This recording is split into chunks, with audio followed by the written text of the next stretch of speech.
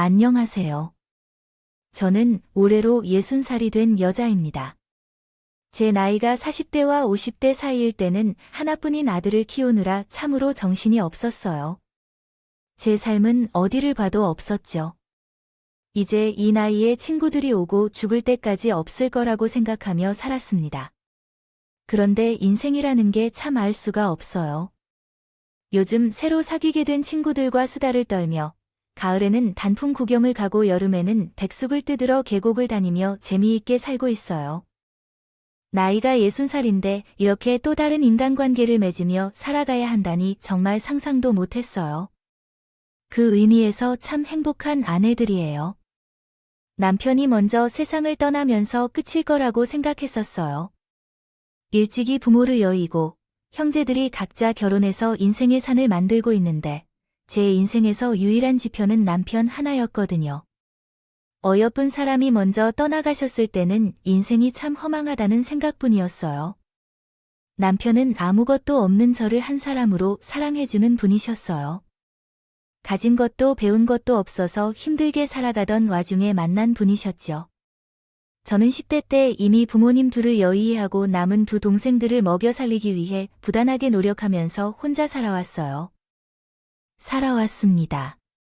안 해본 일이 없는 것 같아요.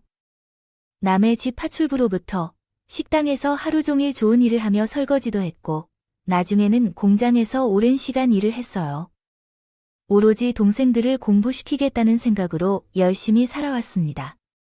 제가 배우지 못한 것은 상관없지만 동생들까지 그렇게 만들 수는 없잖아요. 남편은 제가 공장에서 일하던 시점에 만났어요.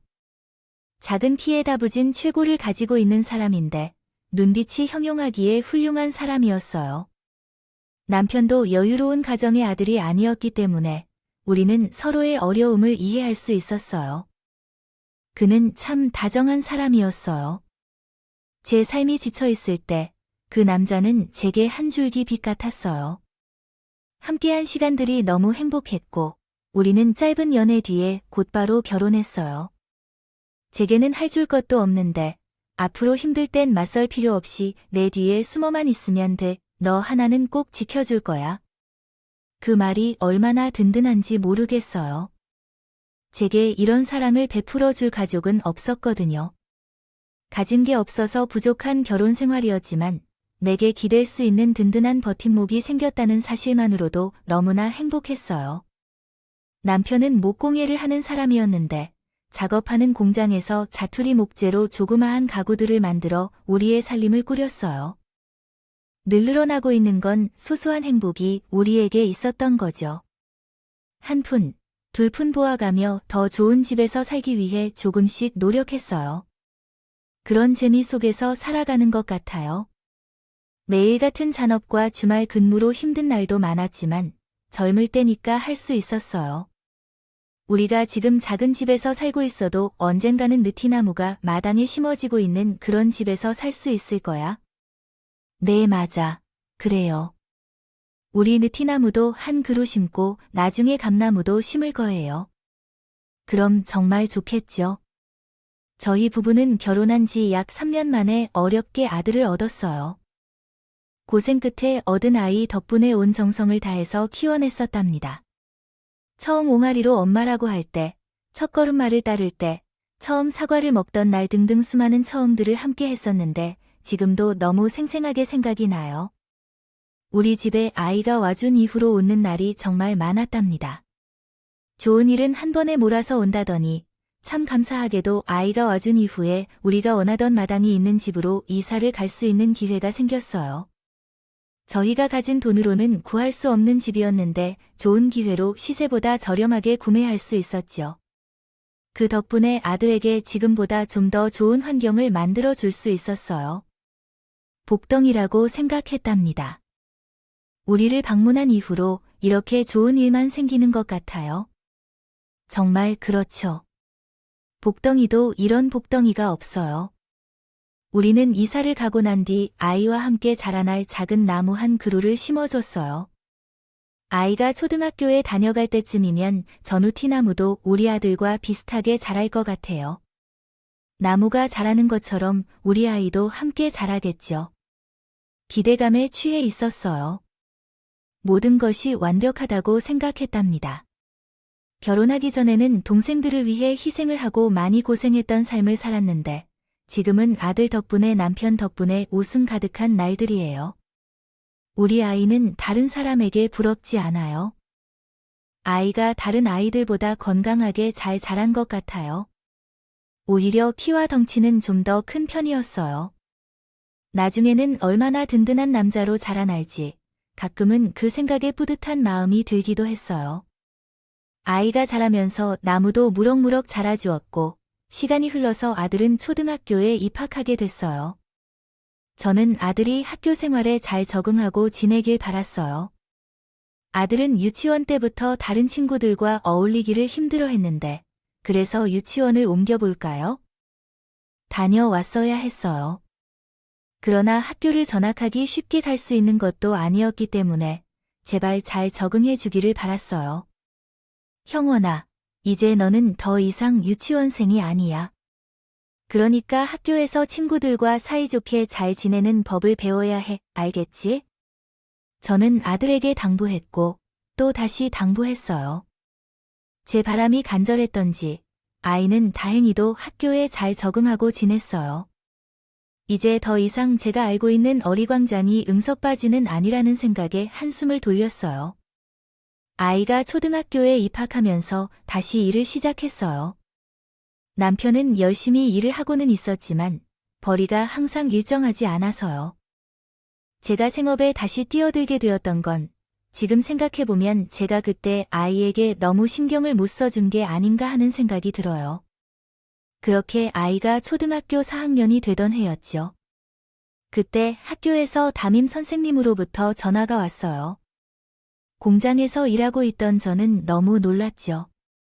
아이가 학교에서 다치지는 않았는지 걱정이 되었거든요. 그런데 담임 선생님의 이야기는 저를 다시 한번 놀라게 만들었어요. 어머니 다름이 아니라 경원이가 학교에서 말썽을 많이 피우고 있다는 이야기였거든요. 노래하는 것보다 덩치도 크고 하다 보니까요. 다른 아이들이 형원이를 조금 무서워하고 있다는데요. 근데 형원이는 그걸 이용해서 친구들한테 물건을 빼앗기도 하고 체구가 작은 아이들을 괴롭히고 있어서 가정에서 더 많은 교육이 필요할 것 같습니다. 네, 선생님. 그것은 무슨 말씀이신가요? 우리 아이는 학교에서 잘 지내고 있지 않았나요? 형원이가 물건을 뺏은 친구가 있는데 그 아이 어머님께서 제게 전화를 주셨거든요. 그 아이 어머님께서 사과를 꼭 받고 싶다고 하시는데 그 아이가 대체 무엇을 빼앗았나요? 제가 선생님의 말씀에 너무 놀라서 깜짝 놀랐었어요. 선생님께서 구체적인 이야기를 들어보니 친구들이 많이 가지고 놀던 작은 것을 형원이가 주워 담은 것 같아요. 자동차 장난감이 있었는데 다른 아이들이 마음에 드는 것을 가져가면 그것을 그렇게 빼앗고 돌려주지 않는다는 거예요. 저한테도 몇 번 사달라고 했는데 가격이 좀 나가는 장난감이라 제가 주지 않았었거든요. 그게 화를 부른 거예요. 학교에서 친구들이랑 사이좋게 잘 지내고 있다고 생각했는데 그게 아니었던 거죠. 저는 너무 놀라서 조퇴를 하고 당장 아들을 불러다가 물었어요. 너 정말 학교에서 그런 짓을 한 거 맞아? 아, 엄마가 안 사주니까 그런 거야. 아니야. 그렇다고 힘없는 친구 것을 빼앗아서 그건 하면 안 되는 행동인 걸 몰라서 그랬는데. 거야. 그럼 엄마가 진작 사줬으면 됐을 거야? 아니야. 이 녀석이. 저는 그날 아이를 아주 호되게 혼내켰어요. 그리고 아들에게 피해를 입은 학생의 부모님에게 가서 고개 숙여서 사죄의 말씀을 드렸고요. 제가 먹고 사는 것에 급해서 아들을 제대로 키우지 못했습니다. 어머님 정말 죄송합니다. 제 아이가 뺏어간 장난감 값은 따로 드리겠습니다. 아니, 저도 아이를 키우는 입장에서 한두 번은 그냥 넘어갔어요. 아무 차라는 애들끼리 좀 싸우기도 하고 그러는 거니까요. 그래도 이건 정말 아니잖아요. 집에 와서 맨날 얼굴 보고 난리를 피우는데 그리고 형원님은 다툼치가 크지 않으셔서요. 저 또한 속이 참 상스러워요. 정말 죄송합니다. 아이에게 너무 신경을 못 써서 그랬어요. 다시는 그런 일 없을 거예요. 다시 한번 죄송합니다. 그날 밤에는 스스로에게 죄책감이 들어 얼마나 울었는지 모르겠어요. 남편에게 이야기했더니 남편은 저를 많이 꾸짖은 후 별말을 하지 않았어요. 그저 자고 있는 아이 얼굴을 쓰다듬어 주었죠. 그런 전혀 필요 없는 장난감을 왜 가진 걸까 생각도 드네요. 아휴, 우리도 잠 못 잤네요. 남편은 이해심이 많은 분이셨어요. 오히려 아들의 마음을 더욱 헤아려 주셨죠. 그 다음 날, 저는 아이에게 원하는 장난감을 사줄 때 절대로 다시는 그런 짓을 하지 않겠다는 약속을 받았습니다. 내가 원하는 것 있으면 지금 골라. 그리고 다시는 학교에서 그런 짓을 하면 안 돼, 알겠지? 진짜지, 엄마? 진짜 골라도 되는 거지? 아싸, 저렇게 좋아하는 것을 사주지 않았던 저도 참 어리석었다 싶더군요. 아이는 원하는 장난감을 손해 없이 나있듯이 좋아하더군요. 그 이후로는 큰 문제 없이 잘 자랐어요. 그러다가 고등학교에 올라가서 문제는 또 다시 생겨버렸어요. 어느 날 밤에 모르는 번호로 전화가 오는 거예요. 의아한 마음으로 전화를 받았어요. 저 누구세요? 수화기내에서 들리는 말에 저는 너무 놀라서 심장이 미친 듯이 뛰기 시작했어요. 그 전화는 응급실에서 걸려온 전화였어요. 아들이 지금 오토바이 사고가 났다는 거예요. 남편과 함께 곧장 응급실로 향했어요. 양쪽 다리에 붕대를 두르고 있는 아들을 보고 다리에 힘이 풀려서 주저앉아 버렸죠. 아들은 저희 부부 몰래 친구들과 훔친 오토바이를 타고 다녔답니다. 이 사실을 전혀 몰랐어요. 항상 학교에서 야간 자율학습을 마치고 돌아오면 거의 11시쯤이라서 그냥 학교가 늦게 끝났다고만 알았던 거예요. 운전을 잘하지 못하는 아들이 가드레일과 부딪혀서 텃밭을 훼손했다는 사실입니다. 다행히도 뼈가 골절되었을 뿐이라 지나면 치유된다고 하지만 그럼에도 불구하고 손에서 식은 땀이 줄줄 흘렀고 얼마나 놀랐는지 모르겠습니다. 잠시 후 텃밭 주인이 화를 내며 난리를 피우고 오토바이 주인도 비슷한 행동을 했습니다. 우리는 아들의 대학비를 마련하기 위해 저축했던 금액을 다 써서 손해를 보상해야 했습니다. 지금까지 아들이 학교에서 잘 적응하고 지내는 줄 알았는데 또 한 번 가슴이 아프네요. 아들인데 왜 이렇게 실망스러운 일을 할까요? 원망스러운 마음이 듭니다. 아들을 원망하는 게 아니라 나 자신을 원망하는 거였어요. 나는 엄마로서의 자격이 없는 사람이라는 생각에 고통스러웠습니다. 피해 금액을 보상하며 다행히도 법적 처벌을 피할 수 있었지만 마음이 착잡했어요. 당분간 아들 때문에 다리를 쓰지 못하고 일을 쉬며 병원 간호를 해주어야 했어요. 어느 날 아이에게 큰 소리를 지르며 혼내기도 했습니다. 너 정말 어떻게 이런 일을 벌이며 살 생각을 해? 아무리 그래도 왜 오토바이를 훔칠 생각을 해? 아들은 말없이 못 들은 채를 하더군요. 다시는 이런 짓 하지 않겠다고 했어. 이제 진짜 안 그럴 거야. 엄마가 피해 금액 전부 보상해 줬으니 그래. 제발 그런 짓 다시는 하지 말아주세요. 하지 마. 호기심에 한번 그랬다가 이게 무슨 꼴이야. 엄마가 많은 걸 바라지 않을게. 제발. 학교만 무사히 졸업해주세요. 부탁이야. 자기 딴에도 그 사고가 충격이었는지 그 이후로는 무탈하게 학교를 졸업했어요. 공부하는 애 저녁부터 거리가 있었던지라 곧장 취업을 할 생각인 것 같더라고요. 그런데 아빠가 제게 말하는 게 아무래도 그 녀석이 어느 회사에 들어가서 일하는 것보다 말뚝을 박는 게 좋을 것 같아. 거기서 기강도 배우고 각자 핀 생활을 하면 정신을 바짝 차릴 수 있지 않을까 싶어요. 엄마로서 군대는 너무 위험하다고 생각했었는데 남편의 말을 들어보니 아들에게는 그게 더 좋을 것 같다는 생각도 들었어요. 남편은 아들에게 슬쩍 이야기를 던졌어요. 너 어디 취업하지 말고 군대에 들어가서 말뚝 박는 게 어때? 나중에 전역하더라도 한번 배워봐. 그게 너한테 좋을 것 같구나. 아들은 생각 외로 남편의 이야기에 호의적이었습니다. 그렇게 아들은 육군 부사관으로 근무하게 되었어요. 입대한 아들은 그 생활이 제법 잘 맞아 보였죠. 부대 내에서 진행되는 사격대회에서 1등을 하기도 했고, 최우수 대원으로 선발되어 휴가를 받았습니다. 나오기도 했어요.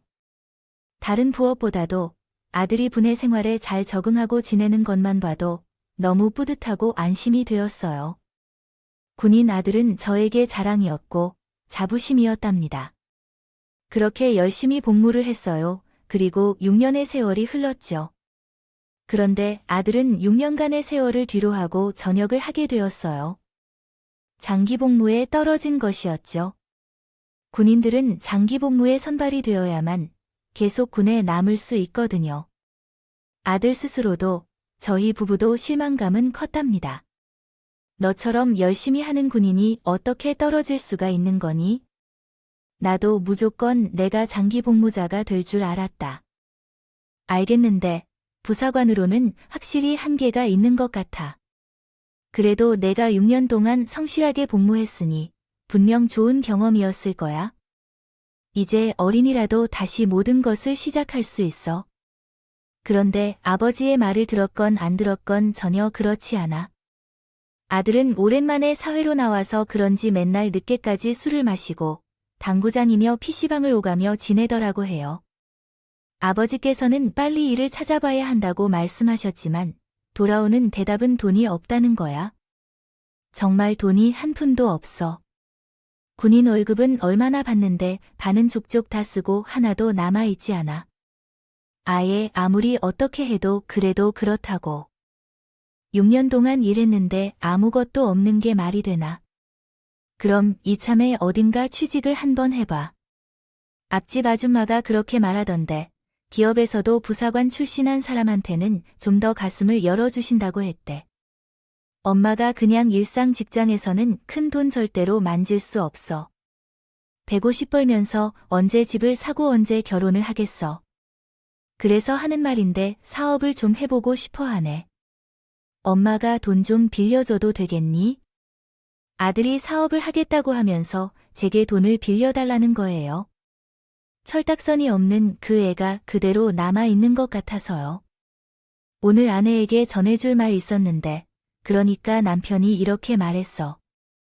그 애는 스스로 자립하는 방법을 배워야 해. 당신이 이미 가진 것이 있더라도 결코 보여주지 말아야 하고 지금 당장 독립하는 법을 배워야 해. 배우지 못하면 40대 지나도 그럴 거야. 남편은 공경스럽게 말을 해주셨다고 했어요. 또한 그 말에 동의했죠. 나중에 가정을 꾸리고 해야 하는데 벌써부터 나를 생각하자면 정말 힘들 것 같다는 마음을 갖고 있습니다. 아들에게 말했어요. 지금 당장 내가 가진 돈을 모두 꺼내서 주고 싶었지만 죽일 줄 돈이 없어. 너가 무엇을 하고 싶은지 목표를 정하고 돈을 모아서 시작해봐. 내가 그렇게 말하자 입안이 햇바람처럼 나가버리는 겁니다. 아들은 물류업체에서 일을 하면서 돈을 조금씩 모아갔어요. 그래도 뭐라도 해보려고 하는 그의 자세가 기특하다 싶었어요. 조용하다 싶었는데 그중 우리 집에 청천변경 같은 소식이 전해졌어요. 지금도 그날을 생각하면 너무 아찔해서 머리가 돌아가는 기분이에요. 남편이 대낮에 뺑소니 사고를 당한 겁니다. 믿을 수 없었어요. 눈앞이 번쩍이는 것이 무엇인지 절실히 알게 되었어요. 어떻게 우리에게 이런 일이 일어날 수 있는지 현실로 와닿지 않았습니다. 혼자 중환자실에 누워있는 남편을 보면서 눈물이 자꾸 나왔어요. 그리고 제발요. 기적이 일어날 것을 바라며 마음뿐이었어요. 여보. 제발, 제발 일어나 주세요. 듣지 못할 말 중얼거리며 한없이 눈물을 흘렸어요. 잠시 후 뺑소니범은 잡혔어요. 그러나 그는 말했어. 돈은 전혀 없다며 보상을 줄 수 없다고 그냥 법대로 따르라 했어요. 나 또한 돈이 필요 없으니 그냥 법대로 따르라고 했어요. 돈을 받는다 해도 다친 남편의 시간을 되돌릴 수는 없었잖아요. 남편은 사고 이후 한 번도 의식이 깨어나지 않았어요. 그리고 한 달간 중환자실에서 누운 어느 밤, 그는 조용히 떠났다고 해요. 세상이 무너지는 기분이었어요. 내 하나뿐인 든든한 동반자이던 남편이 이렇게도 어쩌다가 일어난 것인지 그 모습을 보고 난이 절망하며 무너져 내렸고 끊임없이 울었습니다. 아들도 마음이 상해서 비슷한 감정이었습니다. 그럼에도 불구하고 아들이 있어서 다행이라고 생각했습니다. 장례를 치르는 동안 현실이 믿기지 않을 정도로 힘들었지만 아들에게 의지하며 그 시간을 이겨냈습니다. 남편이 떠난 지 얼마 되지 않았을 때 아들이 다가와 저에게 이렇게 말했습니다. 엄마, 아버지가 돌아가시고 진단금이 좀 나왔거든. 그 돈으로 한번 가게를 해보고 싶어. 엄마가 나 좀 도와주면 안 될까? 이놈아, 너 그 돈이 어떤 돈인지 알아? 그걸 요구하는 거야? 아버지도 내가 이렇게 살아가는 걸 바라지 않을 거야? 엄마, 나 한 번만 도와주지 않겠니? 진짜 잘할 수 있어. 그래, 이렇게 벌어서 언제 결혼할 거야? 아들의 말에 한참을 고민했어요. 돈을 주는 게 맞을지 잘 모르겠던데, 그리고 결국 저는 아들의 손을 들어주었어요.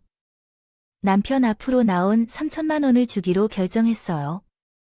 엄마 친구에게 물어보니 초기에 2천만 원으로는 충분히 시작할 수 있다고 했어. 삼촌이니까 이 돈으로 충분하지. 그리고 너 이 돈이 어떤 돈인지 잘 알고 있잖아. 절대 난쟁이 들고 번쩍거리면 안 돼. 알았지? 3천만 원 사줄게. 아버지는 돌아가셨지만 생각이 드는 한도로 알차게 쓰려고 합니다. 아버지는 돌아가신 어머님 생각을 하면서 마음이 무거워요. 하지만 엄마가 믿어주셔서 정말 고마워요. 아들이 가게를 차리겠다고 하면서 열심히 자리를 알아보았고 몇 달이 지난 후에도 아직 가게 오픈 소식이 없어서 어떻게 된 건지 물어봤어요. 아들은 준비가 잘 되어가고 있다고 말했고 차질은 있지만 곧 높은 수준으로 올라갈 것 같다고 했어요. 점점 더 불안해지는 마음을 달래며 아들의 말을 믿고 기다리던 중 남편이 떠나간 자리도 아물지 않은 채 마음이 계속 불안했어요. 그러나 잠시 후부터 아들의 차세를 보이지 않는 건데요. 다시 한번 물어봐도 될까요? 형훈아, 너 차를 어디다 뒀어? 집에 안 가져오는 것 같아서요. 엄마, 큰 소식이 있어. 차를 팔았어. 왜 갑자기 차를 팔았어? 그리고 돌아온 아들의 대답에는 제가 뒷목을 잡히게 만들었어요. 아들은 저가 준 3천만 원으로는 가게를 차리기에 턱없이 부족하다고 했어요. 군대 전역한 선배와 연락이 닿았는데 그 선배가 아주 좋은 주식 종목을 알고 있다면 거기에 투자하면 재벌 이상의 돈을 벌 수 있다고 했어요. 아들은 1억이 좀 안 되는 돈이면 부족함 없이 가게를 열 수 있다고 철저하게 믿어버렸고 제가 준 돈으로 충분히 가능하다고 생각했어요. 돈을 모두 투자한 것 같아요. 거기에 차를 팔고 친구들한테 돈을 빌려 1,000만 원 더 투자했다고 해요. 그러나 결국 그 선임이 사기에 당했고 눈앞에서 4천만 원이 사라져버렸어요. 그 얘기를 듣자마자 제 혈압이 올라가고 눈앞이 캄캄해지는 경험을 했어요. 아들의 등짝을 마구 때리며 소리쳤어요. 너 이놈아, 그 돈이 어떤 돈인데 그걸 그렇게 주식에 투자해서 얼마나 크게 잃을 생각이냐? 엄마가 그러지 않았어. 엄마, 내가 진짜 잘하려고 한 거거든. 정말 너무 미안해요. 근데 나 눈앞에는 빚만 좀 해결해 주면 안 될까? 엄마가 정말 급해서 그래. 정말 미안해. 너 지금 그게 할 소리야? 당장 그 선임한테 그거 아버지 목수갑이니까 돈 내놓으라고 해. 아, 내가 뭘 그렇게 잘못했는데. 남들처럼 폼나게 한번 살아보고 싶어서 그런 거 아니야? 언제까지 이렇게 남 밑에서 일만 하면서 살게 말하는 거야? 요즘 같은 시대에 3천만 원으로 뭘 시작하겠어? 아들은 적반하장으로 제가 준 돈이 적어서 그랬다고 하는 겁니다. 저는 울부짖으면서 소리를 질러버렸어요. 그렇게. 당시에는 그런 상황이 되어서 그랬지만 이제는 진짜로 실수를 깨닫고 미안하단 말을 하고 싶습니다. 혹시라도 이후에 아버지를 만나서 사과를 전하고 싶어요. 알겠어, 엄마. 나 이제 진짜 정신 차리고 잘 살 거야. 정말 미안하고 고마워. 제발 이제라도 성실하게 월급 따봉따봉 받아가면서 살았으면 하는 마음뿐이었어요. 아들은 몇 번 직장을 옮기긴 했지만 그래도 일을 열심히 하는 것 같았어요. 가끔씩 집에 용돈을 들고 오기도 했죠. 그러던 어느 날이었어요. 갑작스럽게 저에게 이러는 거예요. 엄마, 나 올 가을에 결혼하려고. 뭐, 갑자기 너 만나는 사람이 있었어. 아, 이제 한 6개월쯤 된 것 같은데 사실 애가 먼저 생겨버렸어. 아들의 말에 너무 놀라서 말을 잇지 못했어요. 애가 정말 착해. 뭐, 아무튼 주말에 데리고 올 것이니까 알고 있어요. 어안이 벙벙했어요. 갑자기 임신했다고 하면서 여자를 데리러 온다는 말에 정신이 하나도 없었죠.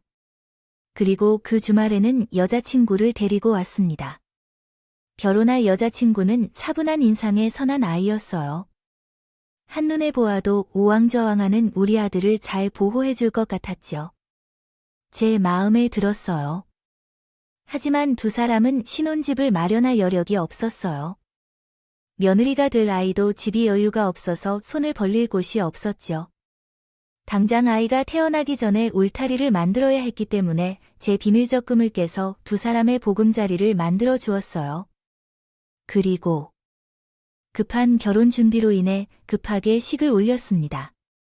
아들은 아버지가 되자 더욱 성실하게 노력하여 이전보다 더 열심히 살고 있어요. 여자를 만나서 삶이 많이 변했다고 느꼈어요. 아가네 덕분에 우리 형원이가 마음을 단단히 잡고 열심히 살고 있는 것 같습니다. 어머님께서 우리 집을 마련하는데 도와주셔서 더 열심히 노력한 것 같아요. 제가 만나던 처음부터는 맨날 술만 마시고 방황하는 것 같았는데 이제 아버지가 되었으니 좀 변한 것 같네요. 그래서 남자도 그렇고 여자도 그렇게 자기 짝을 잘 만나야 합니다. 그 녀석이 내 속을 썩이던 것 같더니 지금은 잘 지내고 있다니 얼마나 기쁜지 몰라요. 어머님께서 부끄럽지 않게 정말 열심히 살 것입니다. 며느리는 말도 참 예쁘게 하는 착한 아이였어요. 그리고 태어난 우리 손주는 예쁜 딸이었어요. 우리 아들을 품에 안을 때랑은 또 다른 느낌이더라고요. 사랑스러운 녀석에게 용돈이라도 주기 위해서 저 또한 열심히 일하면서 살았어요. 남편이 없는 삶에서 이제 아들 내외에게 손을 벌리지 않고 지내려면 한 푼이라도 벌어야 했기 때문이었죠. 시간은 또 덧없이 흘러서 3년이 지났어요. 아들 내외는 그 사이에 둘째 아이까지 나왔고 예쁜 울타리를 쌓아가고 있었어요. 저도 제 나름대로 열심히 살아가고 있었어요. 그러던 어느 날 저희 집에 믿을 수 없는 일이 일어났어요. 며느리가 저를 찾아와서 울면서 어머님, 그쪽이 많이 아프대요. 뭐가 아파요? 어디가 얼마나 아픈데 그러는 거야? 라고 말했습니다. 며느리의 말에 너무 놀라 다리에 힘이 풀려버렸고 아들이 있는 병원으로 데려갔습니다. 언뜻 보기에도 얼굴이 말이 아니었고 얼굴이 황달로 노랗게 떠서 맥이 안 퍼져 있었습니다. 의사가 저를 보고 예전에도 수치면 유전암인 것이 있는데 혹시 집안에 간지라고 하는 분이 계시나요? 며느리의 눈치를 살피며 그렇지 않다고 대답했습니다. 거부했다고 말했어요. 옆에서 듣고 있던 아들은 작은 소리로 자기에게 있는 유전자를 물려줬다고 했었어요. 나를 원망하고 싶었던 거예요. 그리고 의사 선생님은 말했어요. 한시라도 빨리 공여자를 찾는 것이 긴급합니다. 간이식은 우선적으로 가족 내에서 공여자를 찾고 있는데 혹시 공여를 하실 수 있는 분이 계실까요? 어머님, 제가 하고 싶은데 저는 혈액형이 맞지 않고 빈혈이 심해서 안 된다고 해요. 그때 저는 이렇게 말했어요. 선생님, 가능한지 검사를 보내주지 않고 싶습니다. 제가 나이는 좀 있지만 그래도 아직 건강해요. 겨울에 한 번도 감기에 걸리지 않았습니다. 저는 간이식을 할 수 있는지 몇 가지 검사를 받게 되었고 아들과 혈액형은 다르지만 O형이었기 때문에 단이식이 적합하다는 말을 들을 수 있었어요. 정말 감사합니다. 정말 감사해요, 선생님. 아이, 제가 한 것이 뭐가 있겠나요? 어머님께서 건강하셔서 다행이죠. 건강하시긴 하지만 연세를 무시할 수는 없어서 아마 수술 후에 일상생활로 돌아가는데 시간이 좀 걸릴 겁니다. 장기 이식이 워낙 대수술이기도 하고요. 회복이 얼마나 걸려도 상관없어요. 우리 아들만 살릴 수 있다면요. 저는 좋은 컨디션에서 수술을 해야 한다는 말에 건강관리를 정말 열심히 했어요. 그리고 5시간 정도 소요가 된다는 안내를 받았습니다. 수술을 받고 수술대에 누웠습니다. 아가는 다 잘 될 거예요. 너무 걱정하지 말아요. 어머니께 너무 감사해요. 조금 이따 수술 마치고 보겠어요. 5시간 걸릴 거라고 했던 수술은 7시간이 넘게 걸렸어요. 약간의 문제가 있었다고 하지만 그래도 물론 성공적이었어요. 아들을 살린다는 생각으로 너무 가슴 벅차고 기뻤습니다. 엄마, 진짜 고마워요. 엄마가 없었으면 이미 죽었을 목숨이었을 텐데 엄마가 이렇게 나를 살려줘서 정말 고마워요. 이 녀석아, 너도 이제 아빠이자 가장이야. 몸은 너 혼자의 것만은 아니에요. 건강해야 해요. 아들은 평소에 건강에 신경을 많이 써서 그런지 눈에 띄게 금방 회복하더라고요. 반면에 저는 나이가 있어서 회복 속도가 느렸어요. 몇 달이 지나도 일상생활을 하는데 불편함이 있었죠. 그러한 저를 보고 아들은 이런 제안을 했습니다. 엄마, 그러지 말고 어차피 쉬어야 하는 거, 공기 좋은 곳에 가서 요양 좀 하는 게 어때요? 그래, 아이, 공기 좋은 곳이 어디가 있을까요? 아는 형한테들은 산이 있는데 거기 항암 치료를 받는 분들이 가는 곳이래. 피톤치드를 마시면 면역력에 좋다고 하더라고요. 저는 아들이 저를 생각해주는 마음에 고맙다고 생각했어요. 그 산에 가면 어차피 휴대폰 신호등이 차단되어서 핸드폰을 들고 가도 아무 소용이 없다더군요. 사인이 당연히 돈 쓸 곳도 없었고 아들은 제게 요양을 목적으로 가는 곳이라 딱 필요한 것들만 간소하게 챙겨서 가라는 겁니다. 그 말에 옷가지랑 세면도구만 챙겼어요. 차로 한 4시간을 달려서 산길을 굽이굽이 가더니 내비게이션에도 나오지 않는 길을 가는 겁니다. 엄마, 아직 좀 더 가야 해. 눈 좀 붙여. 한참에 자다 깼다 했는데도 아직 도착을 안 했더군요. 조금 더 달려서 간 그곳은 아들의 말처럼 공기 하나는 정말 좋더군요. 생존 이런 곳이 있을 줄은 몰랐어요. 저절로 회복이 되는 것만 같았죠. 작은 기와집 하나가 있었는데요. 허름하고 낡은 곳이었지만 몸을 누이는 데는 부족함이 없었어요. 몸이 아픈 사람들이 많이 찾는다고 했지만 사람으로는 저와 아들 둘뿐이랍니다. 혼자였으면 은근히 무서울 것 같았지만 그래도 아들이랑 둘이 있어서 든든했어요. 다음날 아침 아들이 시내에 먹을 것을 사러 잠깐 다녀올 것이라고 했어요. 알겠다고 했고 밤이 되어도 돌아오지 않아서 걱정이 되긴 했지만 핸드폰이 없어 연락할 방법도 없었어요. 막막한 마음을 안고 그저 아들이 돌아오길 기다렸어요. 그러나 이틀, 일주일을 넘겨도 아들은 돌아오지 않았어요. 그때 알 수 있었어요. 아들이 결코 돌아오지 않을 것이라는 사실을요. 제가 이곳에 버렸던 거였어요. 믿기 싫었지만 인적이 없는 곳에서 일주일 동안 누워만 있으니까 알게 되었어요. 저는 순간 두려움에 사로잡혔습니다.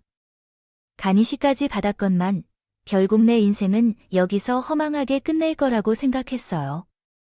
산을 빠져나가려는 노력을 하지 않은 것도 아니었어요. 하지만 산세가 워낙 험하고 깊은 곳이어서 길을 잃을 일이 빈번했습니다. 언젠가 먹을 것이 완전히 다 떨어지면 저는 여기서 죽겠구나 생각했어요. 밤이 깊어올수록 남편이 그리운 마음이 컸습니다. 손녀도 눈에 아른거린다. 그 정도로 점점 힘을 잃어가고 있었어요. 그런데 어느 날 식량이 다 떨어져서 기운이 없어서 가만히 누워있으며 숨이 멎을 때를 기다리고 있었는데 바깥에서 소리가 들렸어요. 어머니, 어머님 들리세요? 저는 그 순간 이게 꿈인가 하는 생각이 들었어요. 기운 없는 몸을 이끌고 밖으로 나가보니 세상에 며느리의 얼굴이 보였어요. 먹을 것이 없어 목소리가 나지 않아서 나무가지를 흔들며 인사했어요. 그러자 며느리가 저를 향해 뛰어왔어요. 어머님, 세상에 어떻게 이렇게 약해져서 정신을 차려보세요. 아까 여기를 어떻게 찾아오신 건가요? 어머니, 얼른 제가 여기서 나가요. 기운 차리실 수 있으시겠죠? 며느리의 부축을 받아서 주차된 곳까지 갈 수 있었어요. 그리고 곧바로 병원에 가서 수액을 맞고 정신을 차릴 수 있었어요. 어머니, 정말 어떻게 되신 줄 알고 얼마나 놀랐는지 몰라요. 이제 괜찮으신 거죠? 아가야, 내가 여기를 어떻게 찾아왔니? 영원히 그놈이 날 버린 것 같지? 며느리는 말없이 눈물을 흘리는데요. 어머니, 이 내용을 들으면 다 아실 수 있으실 거예요. 며느리는 제게 핸드폰으로 녹음된 것을 틀어주는데 손이 달달 떨리면서 내용은 이렇습니다. 안녕하세요. 아래는 수정된 문장입니다. 여보세요. 그래도 어떻게 간이식까지 해주셨다니 어머님한테 그럴 수 없어요. 그 노인이 가지고 있는 것은 내가 보기엔 최소 몇 억은 되겠어요. 그리고 그 집은 나 태어나고 얼마 안 돼서 샀는데 지금 집값이 어마어마하게 올랐다고 하는데 그거 팔아서 사업을 한다면 성공할 수 있겠어요. 아니면 그 노인이 그것을 안 주려고 단호하게 버티고 있다면 방법은 이것뿐입니다. 그리고 간이식한 몸으로 늙고 아플 때 당신이 보살필 수 있을까요? 그 연세에 목숨을 걸고 간이식하는 것은 결코 쉬운 결정이 아닐 것 같아요. 당장 어머님을 데리고 와라고요. 기껏 버렸다고 와서 누구를 때릴 생각을 하는 거예요? 내가 모실 것도 아니잖아. 60이면 고려해야 할 나이가 됐잖아. 내가 아프고 싶어서 아픈 거야. 유전이라고 하는 건 못 들었냐고. 이런 유전자를 물려줘서 내가 아프게 된 거면 책임질 이유가 있잖아. 간이 쉽고 어려웠던 내 이야기가 아니고 내 옆에서 콩고물이라도 얻어먹고 싶으면 당신도 그냥 가만히 있는 게 좋을 거야. 알겠어. 애들한테 아빠 없이 크게 하고 싶은 건 아니잖아. 아들은 그냥 저를 버릴 목적으로 그 산으로 데리고 갔던 거였어요. 자기 아내한테는 아이들을 빌미로 못할 짓을 하고 있었더군요. 하지만 이미 짐작을 해서 알고 있었고 크게 놀라지도 않았던 것 같아요. 그런데 너는 내가 여기 있는 것을 어떻게 알고 왔는지요? 내 핸드폰을 뒤져봤더니 여기 주소를 메모장에 적어 놓았더라고요. 처음 보는 지역에 처음 보는 장소라서 핸드폰 지도로 검색해봤더니 어딘지도 모를 곳에 사는 거였어요. 그래서 왔어요. 아이고, 그래서 그랬구나. 운전도 서투른데 무서웠나요? 어머니, 지금 그게 중요해요. 어머님이 어떻게 되셨는지 알고 얼마나 무섭고 어두웠는지요? 며느리의 눈물을 닦아주며 등을 쓸어주었어요. 여기까지. 착한 사람한테 왜 그렇게 모진 말을 하는 건지 내가 아들이 아니라 망나니를 품었어. 그리고 며느리는 울면서 고백을 하고 있었어요. 겁니다. 사실 결혼 전에 임신을 했을 때도 아들은 이미 다른 여자와 바람을 피고 있었다고 해요. 며느리가 뱃속의 아이 때문이라도 제발 그러지 말라고 울며불며 매달려서 결혼을 했던 거였고요. 그 이후로도 바람을 피다가 한 번 들키는데 이미 아이가 둘이나 되다 보니 며느리는 눈 감아 줄 수밖에 없다더군요. 수술 이후 잠잠해지긴 했는데 몸이 회복되고 나니 또다시 바람을 피는데 그때는 참을 수가 없다고 해요. 그리고 자기 엄마까지 버리는 모습을 보니 이건 정말 아니다 싶었던 거죠. 며느리의 말을 전부 들은 나는 말하지 못했던 한 가지 사실을 털어놓았어요. 사실 형원이 그녀여서 내 친자식이 아니기 때문에 난 젊어서 애를 낳을 수 없을 거란 걸 알게 되는데 시아버지가 입양을 하자고 제안했을 때 보육원에서 처음 만난 아이가 우리 남편이었어. 걔가 간이 아픈 것도 사실 유전이라고 하는데 우리란 무관한 일이야. 남편 쪽도 그래도 내 쪽도 그랬고 지병을 아는 사람은 아무도 없었어. 어머니가 유전도 아니면서 친자식도 아닌데 간을 시켰다는 거야? 며느리는 더 강하게 눈물을 흘리고 있어. 나은 정보다. 기른 정이 더 무서우니까 내가 간을 지켜주지 않았으면 죽을 때까지. 나를 원망하며 자신을 갉아먹었을 거야.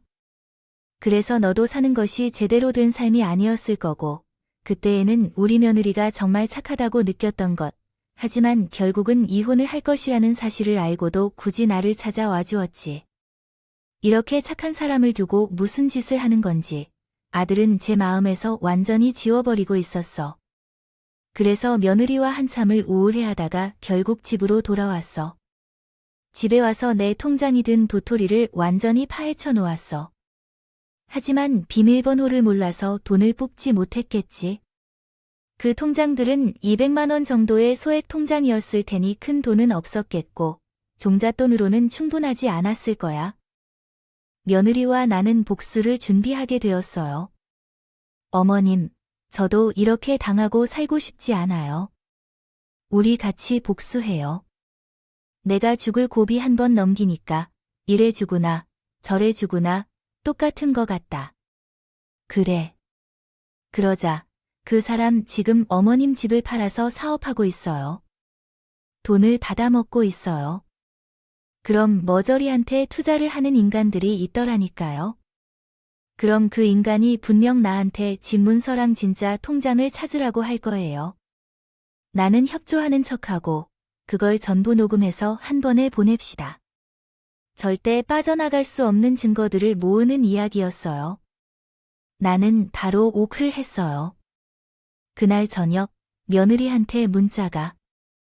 저는 얼굴을 봤을 때 처음에는 귀신이라도 보았나 싶을 정도로 얼굴이 놀랐습니다. 아들은 7시에 우리 집에 온 거고요. 그러더니 엄마, 왜 여기 있는 거야? 귀신이 돼서 온 거야?